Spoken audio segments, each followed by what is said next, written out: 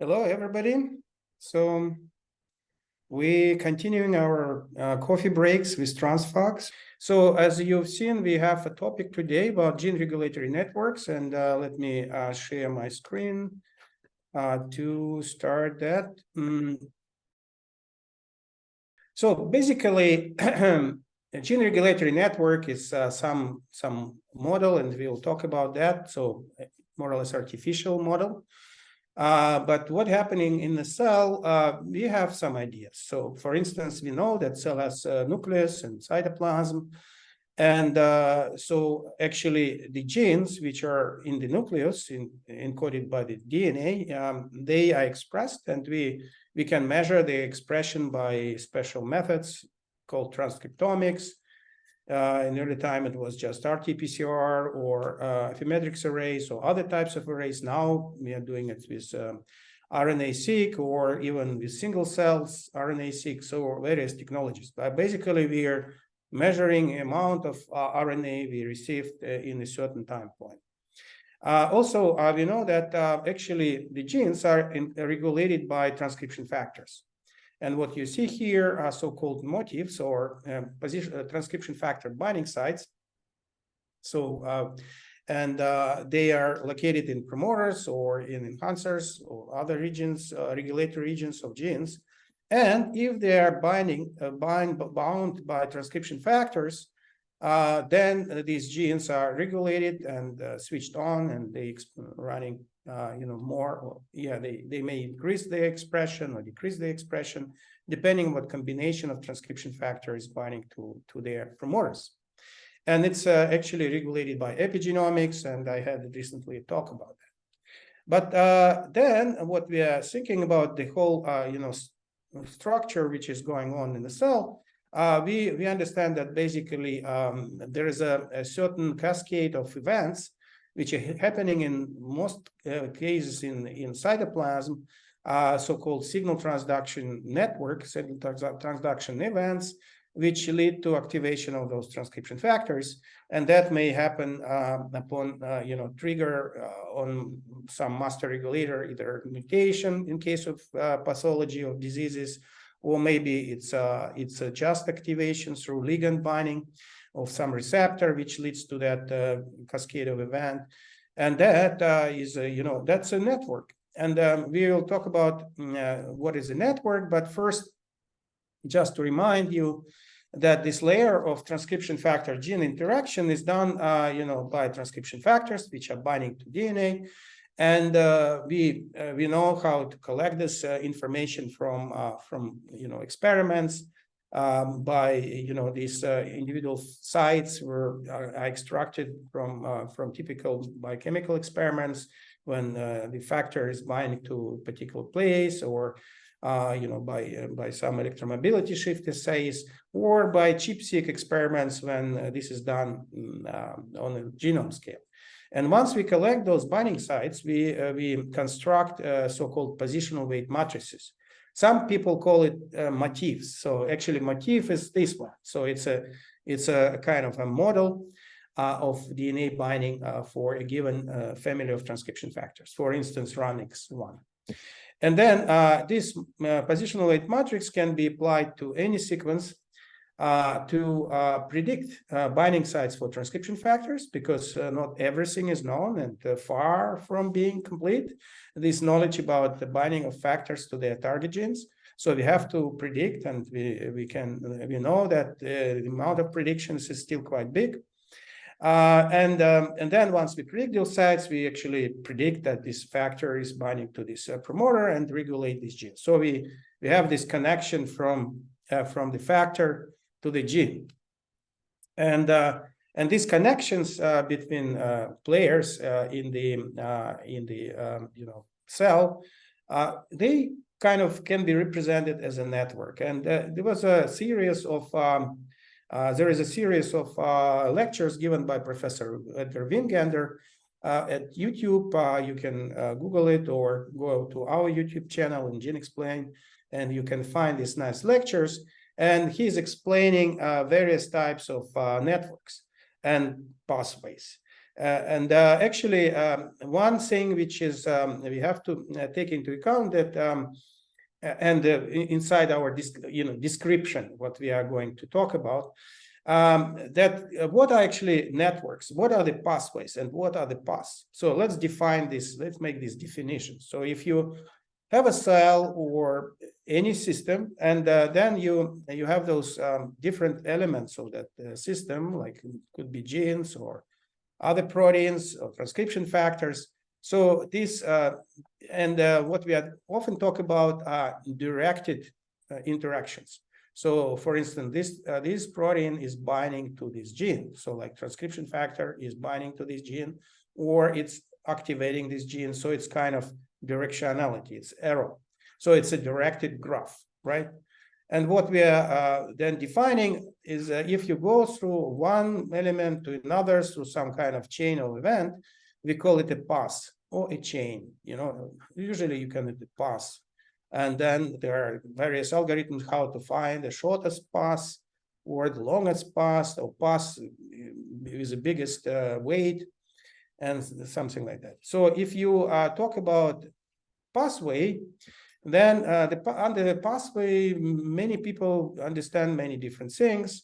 But basically, it's a part of that huge full network, which is focused on something. For instance, the pathway could be starting from receptor of a cell, and then we can call it, for instance, EGF pathway. So EGF is a ligand to a receptor, and then EGF receptor, and then all events going on downstream. So we call it EGF pathway. Or the other way around, if we focus on a certain, say, transcription factor, then we can call it NF-kappa B pathway when it's all different lines coming to the same molecule at the end.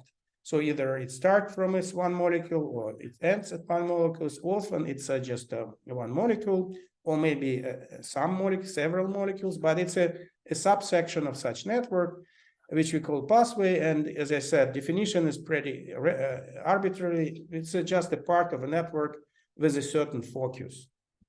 And of course, when we consider the whole network, we call it a network. All right. And what are these gene regulatory networks? And in this lecture from Edgar Wingender, you can listen it. It's very nice, and he gives an example of one such a gene regulated network. It's a network of genes, which is in this particular case, this is a network of genes controlling the first step of morphogenesis of fly, so of drosophila. And actually, in such a network, each node is a gene, and then connection between nodes is a kind of a artificial connection to saying that this gene, or a product of that gene, most probably, so is definitely a product of that gene, is activating another gene. And if you have a red arrow, so it means it's inactivating or inhibiting. So like if it's black, it's activating. If it's red, it's inhibiting. So, and of course, it's a very abstract representation. It's important to see it. It's a nice, small model, which gives you some understanding of what's going on. But you have to take into account that these genes can have a different role. So, for instance, one gene, well, in this particular network, all of those genes, as far as I remember, they actually encode transcription factors. So, and that's why it's more or less even in a sense. So they all are actually talking about transcription factors. So, which means this gene, for instance, actually express a transcription factor, a protein, which in turn binds to regulatory region of another gene and activates it. And for instance, this one inhibits that one. So that's how it works. But and actually, what is important to know that this the core of that network is a kind of interactions between transcription factors. But actually, this is just the core. The whole network which happening in the cell is much bigger, because some can call them AND factors, like these ones. But in fact, all of them, but we may focus only on those which are, at the end of such or on the periphery of such network. They regulate many other genes which are not transcription factors. So this could be genes which are doing some metabolism, or genes of a different kind. And so this network could become much bigger. But what is also you can learn from those lectures and from other literature. So there is another lecture about actually topology of such networks. It's telling that in fact this gene regulatory network, if you go further and build all, not only this core of regulating them by themselves, but also including all the effector genes. So such huge network then have properties of so-called scale-free network, which is a very nice property of many natural networks. So it's actually it's described on this schema, where it says that in fact there is a proportion between how many connections node have and amount of such nodes. So actually saying that in fact there is there is very few nodes with a lot of connections, and very many nodes with few connections, and there is a certain distribution of between them. And natural networks, they have such a linear dependency. Well, not natural, but scale-free networks, they have such linear dependency between these two, and that has some evolutional explanation why it's happening. So please listen to those lectures. It's very important to understand how those networks behave. But actually, we can go a little bit further and into understanding the mechanism behind those networks. And for instance, that gene regulatory network, which I presented for the drosophila, we in fact can split the genes and the proteins. And the proteins, as you remember, are transcription factors. And then, actually, we are not just connecting genes to genes, but we are connecting genes to the proteins they encode, like transcription factors. For instance, I don't have his connections in this figure, just but you can imagine this gene, for instance, connected to the protein like this. So which means it's encode this protein, this transcription factor, and this transcription factor as a protein can regulate back its own gene, so like a feedback loop, or it can regulate other genes. And this network can be quite complex, and at the end we will see also those complex networks.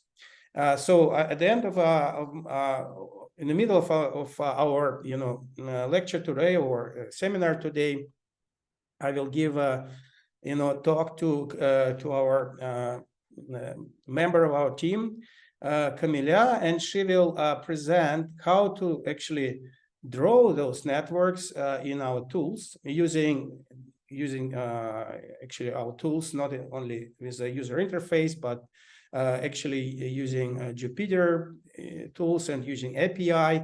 So those of you who are interested in these details of bioinformatics, how with the hands-on, please stay here. So so basically, most of those things which I'm talking today was developed by Camilla. All right, so that's a transcription factor gene network, and we can also call it gene regulatory networks, but with more details, right? But in fact, if we go further, so we can understand that some of those genes, they may encode not necessarily transcription factors, but some other regulatory proteins. Like you remember that transcription factors not the only proteins which can regulate the gene activity. Of course, they are end proteins, but there is the whole layer of them. So, for instance, if these nodes are the genes, and this layer of transcription factors, but there's other types of proteins which activate transcription factors in the cell. So some cofactors, some kinases which actually phosphorylate or change the activity of those factors, and so on. And above them, there are another layer of proteins, for example, receptors on the cell membrane who trigger those activities. So, and if some gene, for instance, this gene, I don't have this, no, I have it here, I think.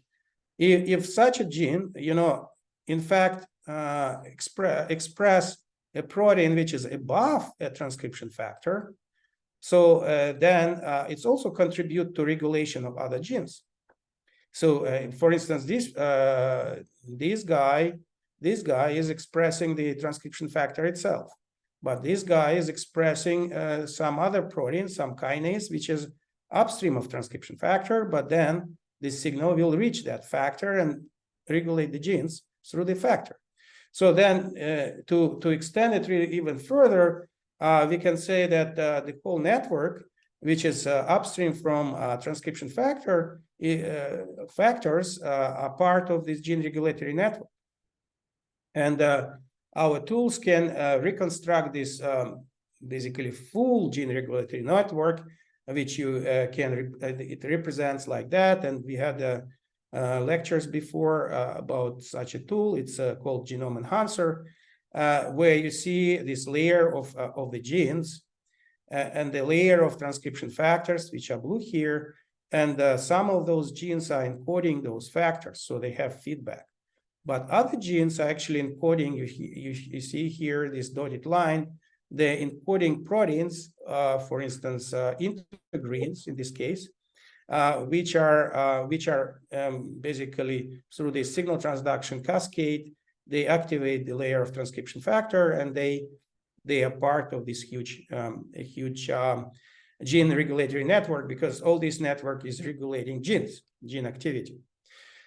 Right. So I'm extending this definition, although to be really down to the earth, when you hear about gene regulatory network, most of the time you mean about a model when genes are connected to genes.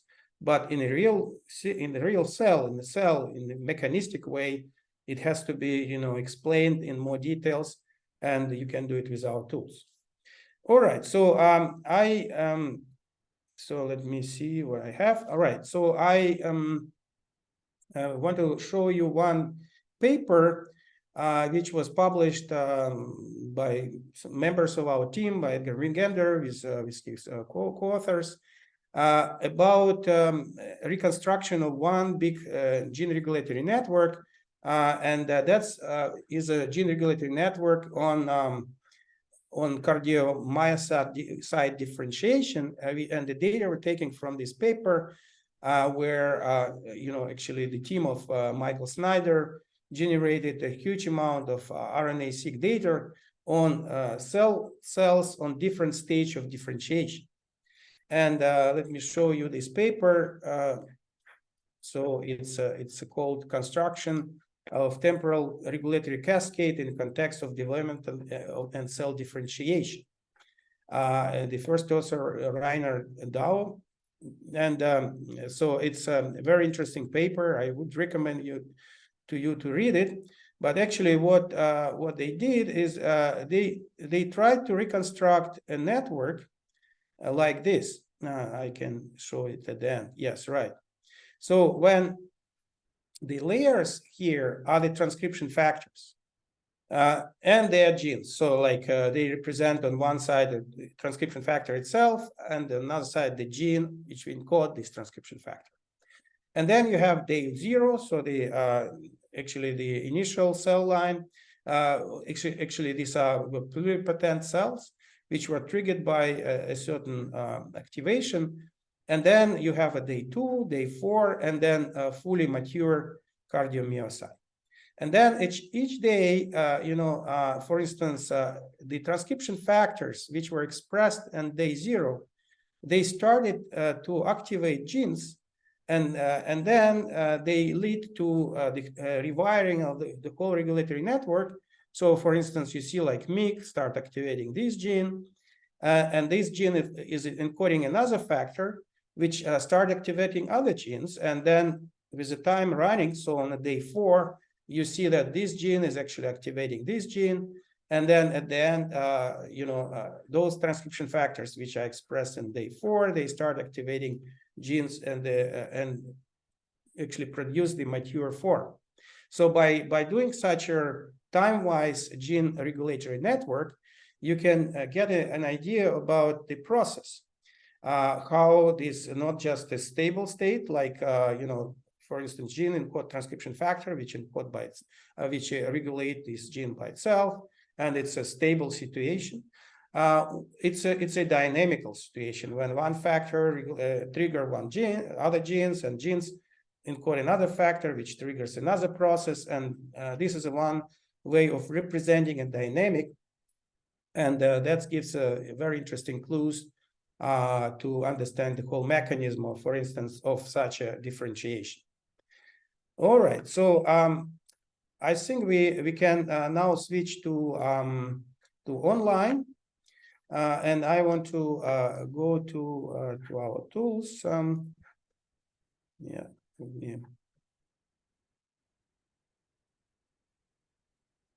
So the type of gene regulatory network which we want to show today to you, and Camila will show it using Jupyter Notebook, is actually based on predictions of transcription factor binding sites. And what you see here is an interface of a tool called MatchSuite, sorry. And this tool is, you start from a set of genes. And in this case, I actually input genes from this experiment. So, and I took genes from mature versus day 4. So basically those genes which are upregulated in that experiment. You here see there are actually a lot of genes upregulated compared to the day 4, but I selected only those genes which encode transcription factors. All right. So these transcription factors may be contributing to a regulation of other genes. And then I input these genes into the system. And actually, when you go further with, so you select such a gene list, you go further, you define tissue where you want to see this network. And that's important notion here to say that the gene regulatory networks, they are very specific sometimes. So it's you can of course draw some general gene regulatory network which have a potential to be working in any kind of cells, but most often you might be interested in a very specific network which works in a particular type of cells. So in this case, since these are mature cardiomyocytes, I selected the heart muscle as a tissue. And with this selection, let me see where the skeletal muscle, so there was somewhere heart muscle actually. Yes. Actually, with such a selection of a tissue, you give an instruction to this tool, two type of instruction. First, it will take promoters of genes depending on this tissue. So as you know, very often genes have specific promoters which are working in a particular tissue. And when we know about that, then we take this information from experiments from Phantom database, and we know promoters of muscle, specific promoters for many genes, and then this tool will select those muscle specific heart muscle specific promoters. And then you could define the range either for 500, 100 around TSS, so you can put a bigger range, and then you start the analysis, and then as a result you will see results like that. But let me first actually open another another results. So go back to the lunch history. So these upregulated genes, upregulated actually transcription factors in that experiment at the last stage of development. And it gives you such a view. And in some of my previous seminars, we were discussing this tool, how it works. Basically, here you see the list of predicted transcription factors, which are enriched in promoters of these 158 genes. Here you see those 188 genes with a table showing which transcription factors, actually motif corresponding to that transcription factor, were found in the promoter of that gene, and you see how many sites were found. And then here below you see actually you see the map of those sites in the promoter of that gene. So you see, for instance, CalAF6, and in front of that gene, so it goes from right to left in the minus strand. You see all these binding sites which were predicted. And if you click on the site, you see what kind of motif was used to predict this site, and what is the score, and whether this site is predicted as enriched by itself, by along, or it's predicted enriched in a combination with other sites. So this is a CMA sites, composite module analyst sites. All right, so these are predicted sites. And now, actually, this table, we can configure as a connectivity table when you see a gene and you see a transcription factor, and you see how many sites were found in the promoter of that gene. But in fact, it's just saying this factor can regulate the gene. And if this fact, if it's empty, so there is no connection. So basically, this table can be used for constructing this gene regulatory network. And from this point, I want to give a floor to Camilla. So then she can show how to construct gene regulatory network from this table. Thank you, Alexander. Hello, everyone. So I will just share my screen now. Hope you now see it. Basically, the idea, as Alexander said, that like building these networks, it really depends on what do you want to see, depending on the experiment and how you want to visualize. There are like a lot of ways in which you can approach it. So that's why we want to present like a way to use the results of the analysis which are generated using our tool, MatchSuite, and how you can go further with these results and how you can do the visualizations and how you construct the network of your interest. So here I will show just how to do the visualization using Python in a Jupyter Notebook. So Jupyter is just a very convenient way to share and show the code, and we will here I used actually PyBioML package, which gives an API to access geneXplain platform and also this MatchSuite tool. So basically, what is needed here, I will just also run everything as I said, as I present. So here, just suppose that you have geneXplain platform account with the project and with the subscription to TRANSFAC and with access to this MatchSuite analysis. So you just here give your credentials, give the pass. So just add some basic information about the inputs and how you want the results of the analysis to be called.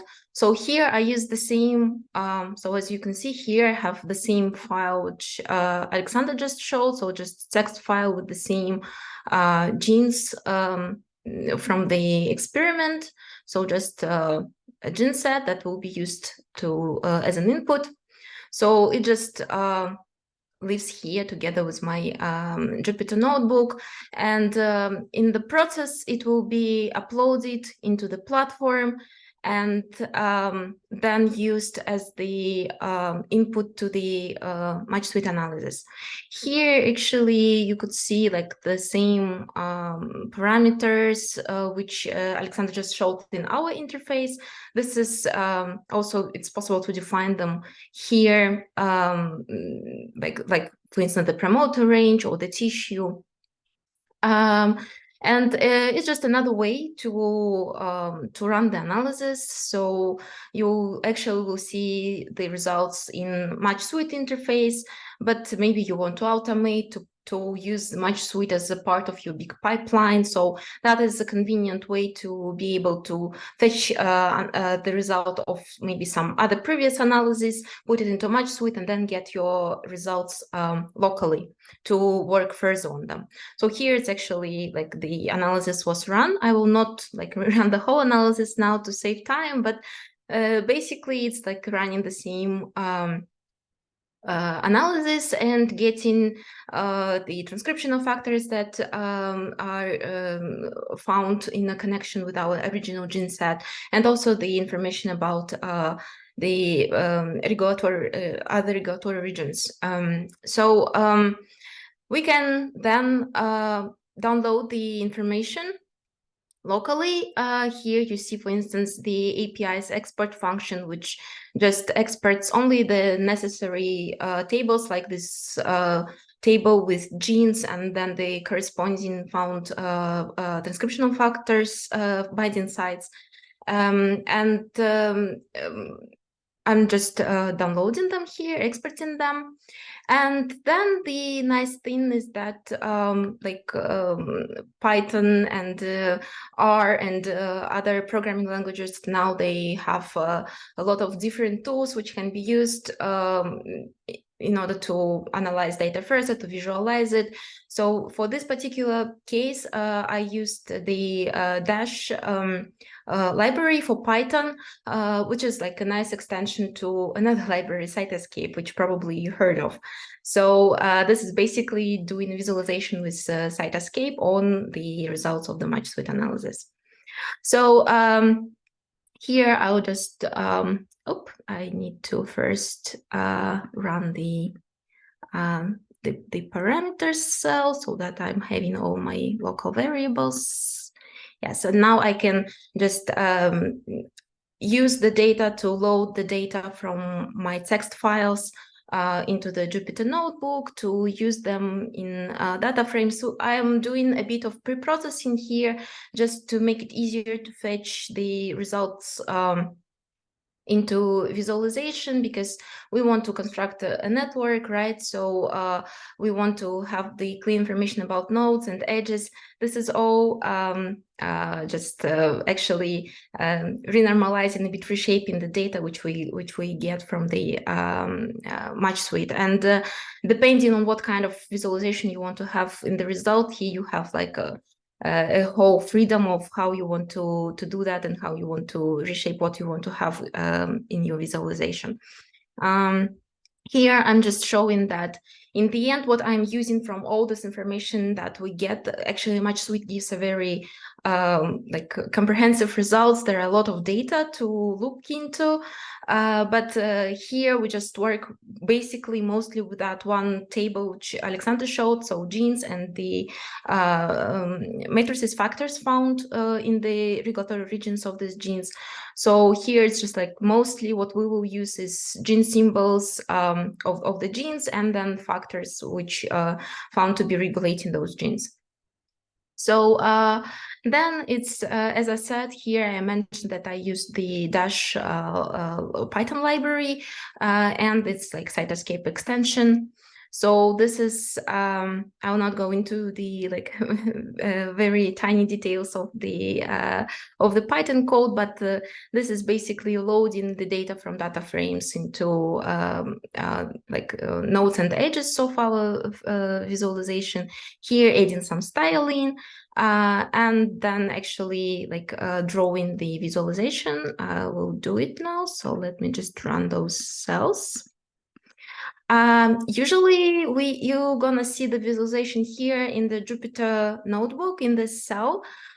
Here for the convenience, we just use it on our Jupyter server, and I just wanted to show it like more nicely in a separate tab so that everyone can see. So this is quite like a bit messy initial results. So these are all genes and that are shown like this blue rectangles, and then the proteins or transcriptional factors are shown in green, in yellow, I'm sorry. So first of all, what we can do, I will, here we have like all the genes that were found from the result. We can actually, and this is also possible to do in the interface of Match Suite, to do some filtering. So here, for instance, we can only work with the genes that, with those regions that actually overlap with the conservative regions of genome. This is also done with Match Suite results, so I just downloaded it in advance. This is also done in the Jupyter Notebook. We can share the notebook later. You can see the code for yourself. And also, actually, the what is nice about this Dash library, it actually allows to apply some layouting so that you could could lay out and play with how you want to visualize your network. So here it's more or less the genes are shown now below in the bottom part, and you see that there are like actually a lot of connections here. Each connection and the thickness of the line shows that actually this factor regulates the genes, like the number of transcription factor binding sites found in the promoter of these genes. Depending on the number of such sites found, the line is thicker or thinner on this visualization. And also you see there are some some red lines here, for instance, from like this OSR1 protein and OSR1 gene. Also, you see like this gene is actually it also regulates the protein. So it's not only regulated by the transcriptional factors, it's also in turn regulates another protein. So this is also just like a nice insight to look into, to see on the visualization. Of course, this is like a starting point. Then you can play around with the with more filtering and more with layouting, and also like these libraries, they allow to actually download then the results as like JPEG or some picture if you need it. So this is just to demonstrate that like you can go further. There are some visualization tools inside the geneXplain platform and Match Suite, but you can like go next step, integrate the analysis into pipelines, use some additional tools, and find like and do the analysis in a way that really fits your experiment and your research maybe. So this is just what I wanted to demonstrate today. So I will give word back to Alexander. Okay, so I think Camilla, please stay with us. I hope we will have some questions or maybe requests to do some more nice presentation. So okay, I will make a little pause. Please think about your questions. You can ask me or Camilla about this Jupyter Notebook, or about any concept which I was talking about, or generally about our TRANSFAC offerings and about geneXplain tools, whether you have experience working with those tools. Those ones who are watching this in YouTube, please don't forget to put a like to our video. So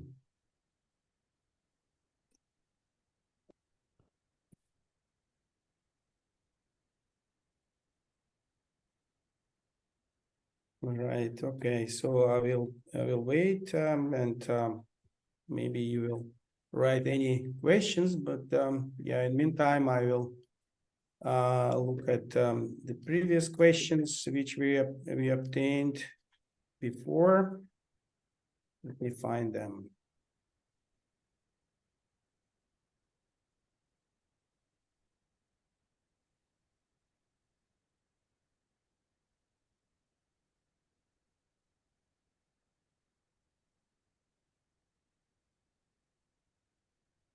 All right. Okay, so I don't see yet any questions, but let me go further with the previous questions. So we one question we had the following: from which online software I can get the sequences of transcription factors? All right, so that's a very interesting question. That's something which we are not specialized on. So we are not actually providing sequences of proteins. You can go directly to SwissProt and actually get all the sequences for all proteins of human mouse red and other species. So just what we can help is to understand which of those proteins are actually can be classified as transcription factors. And let me maybe share. So let me share then my screen.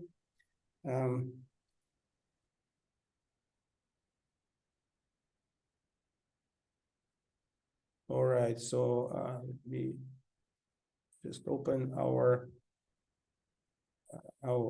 homepage. So we in geneXplain homepage, you see here there is login to all our tools, and you have to have your account to use our TRANSFAC or other databases, TRANSFAC, Human PSD, or this Match Suite, which we are talking today.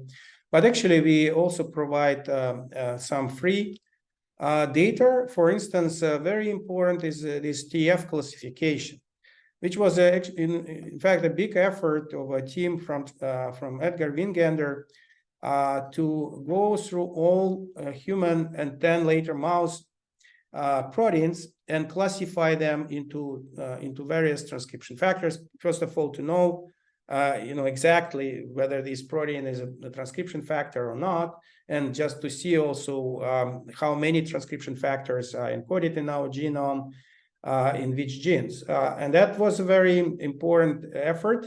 And here you see that all the transcription factors are classified in the 10 big superclasses, and then you can go further in all levels of this classification. And then here you see the link to I think this was a link. No, that's a link to Protein Atlas, and that's a link to UniProt, where you get directly to all information about that protein, and including the has a protein sequence, which was always part of UniProt. So I think it's in a separate link below in UniProt. But the starting point is this list of transcription factors, which here we have it as an online tool. If you want to work with this database of all transcription factor classifications, you can do it inside our geneXplain platform, and for that you need an account to TRANSFAC. So the whole set of transcription factors as classified is a part of TRANSFAC, and there in this TRANSFAC you can actually work with this set as it is. I can let me see. There is one question. All right. So yes, I get a comment from my colleague that there are sequences of proteins in TRANSFAC. That's true. I forgot. We have a TRANSFAC. In TRANSFAC we have also protein sequences, which we're partially, most of the time we were exporting it from UniProt, but sometimes in early time actually we were documenting those protein sequences directly from papers, and sometimes it's important. Again, I can maybe show to you where it is. So sometimes it's important because quite often, and you know that there is easy. So there is one gene which encode transcription factor. So, and we know the gene, so we can see the gene annotation from ensemble. But actually one gene can in fact produce many proteins, many splice variants, and not all splice variants are yet documented. So I'm going now into the database, as you can see with my account. And here in TRANSFAC database, you can search for your transcription factor of your interest, for instance, TP53, and then you read many things about this transcription factor, but also you see the protein sequences in that entry. And then we have actually different splice variants of those factors and so on. So I actually, maybe it's in a different link. You see, there are so many information in our database, so that I may not know where to click. Yeah, you see here the isoforms of those proteins. So in our case, we documented 9 isoforms, and it's not necessarily fully fitting to other knowledge in our database, actually in other databases. So we may have other additional information compared to what you can find in, for instance, UniProt. So that's the some bit of importance of our database as well. All right, so there was another thing concerning this transcription factor classification. Since I'm already here in our tool, I can actually go to show you.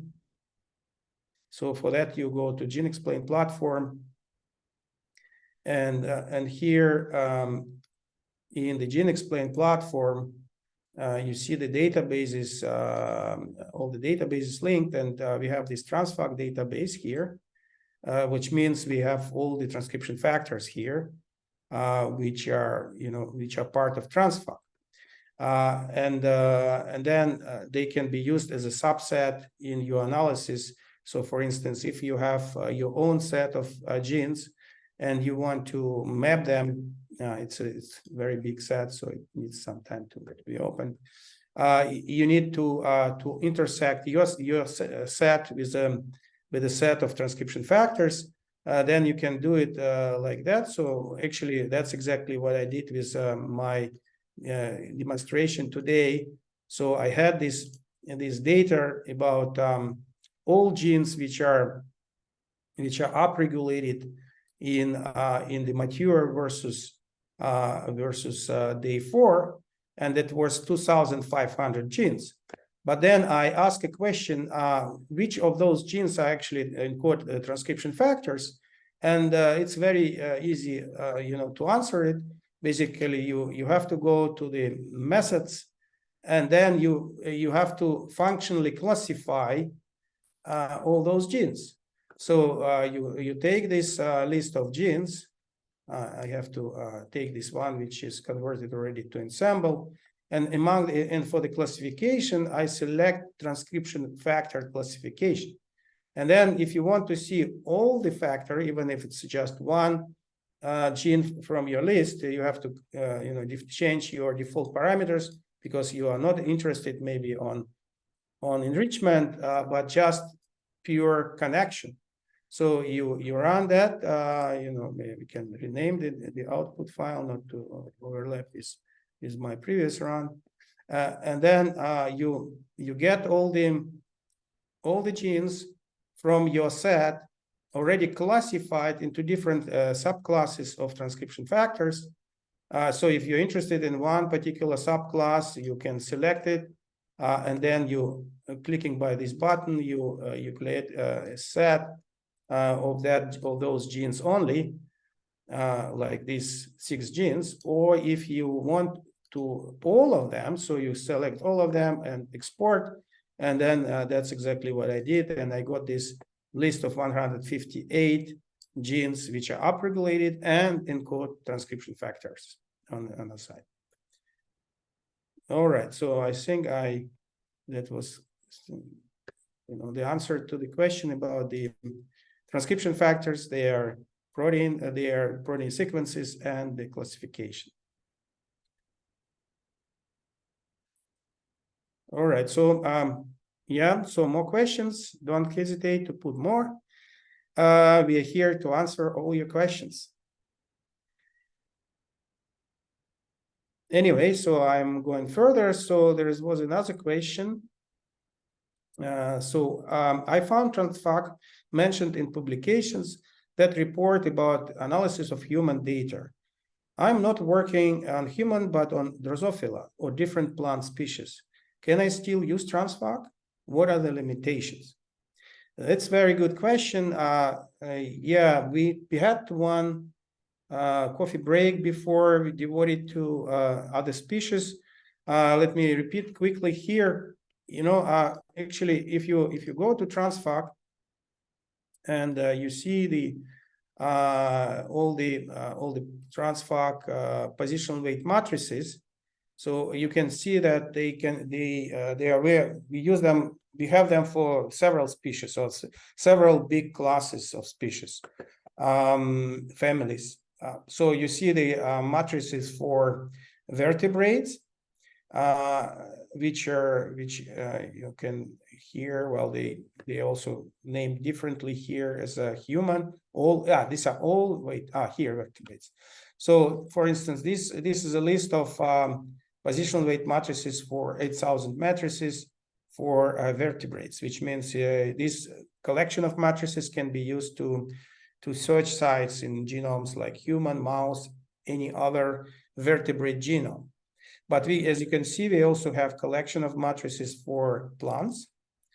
And that's a quite big collection. It's 1,500 matrices, mainly from Arabidopsis, but not only. So there are other species are involved here. Although since plant is a very big category, and it's very diverse, so then you should also take care that you are not analyzing very, very distant plant species which have nothing to do with Arabidopsis. But still, these libraries, and also it's quite unique. So there are not so many resources about the plant motifs.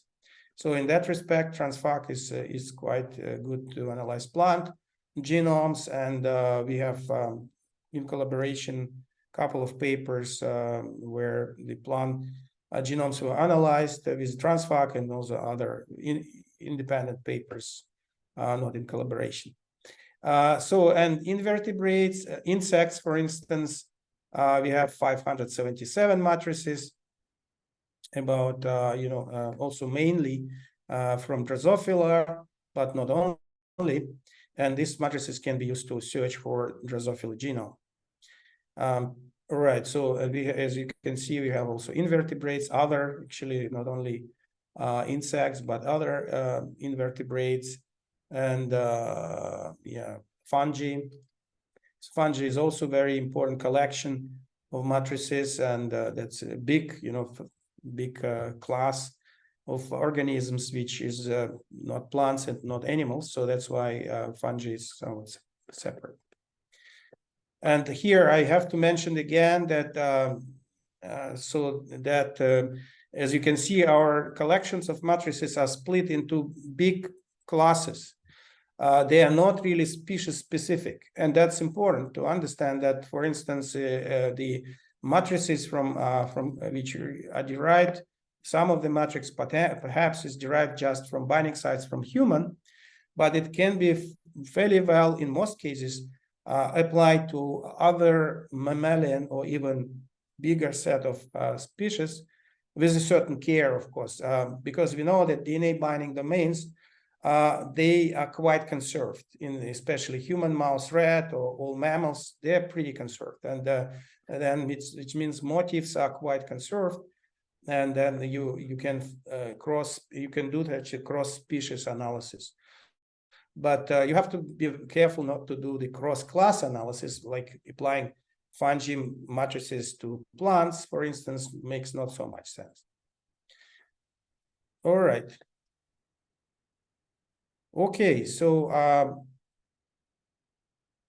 I think today, so we can finish today. So still, we are open for your questions. If you are not, if you are shy and not putting questions now, don't worry. You can send those questions by email or by through our website, and then we will answer those questions in the next coffee breaks. And thank you very much for your attention and also for your nice questions. And see you next time in the next coffee break.